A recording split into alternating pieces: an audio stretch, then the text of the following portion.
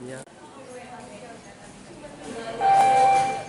Ini kenaikan dari biaya SMU yang disampaikan oleh pihak airline, ya, Garuda, Lion, Sriwijaya, dan sebagainya, Citylink, ya sudah mengalami beberapa kali kenaikan.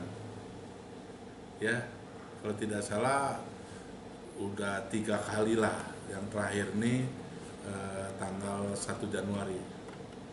Ya kenaikan ya tidak tanggung-tanggung, ya bisa 200%.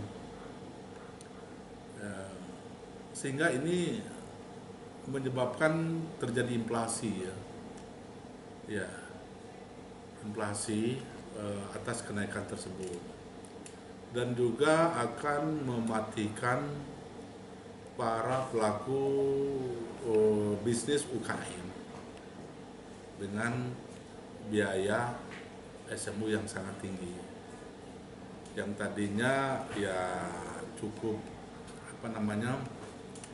menggairahkan, ya cukup terjangkau oleh customer dalam memesan beberapa produk seperti ya bisnis UKM itu kerupuk, pempek, dan kerajinan-kerajinan lainnya.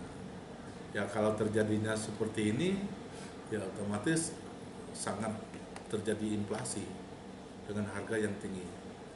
Sedangkan kita di kurir, jasa titipan, sampai saat ini belum mengadakan kenaikan, Pak.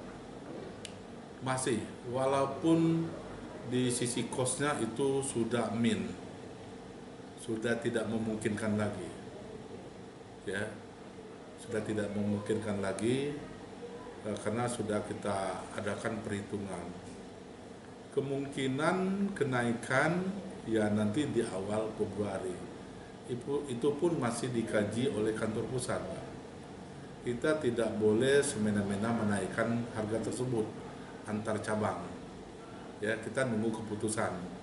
Ya, manajemen kita, kantor pusat masih menggodok hal tersebut. Kenaikannya, ya saya tidak tahu. Kalau berbicara di angka 10 sampai 15% tidak mungkin, Pak.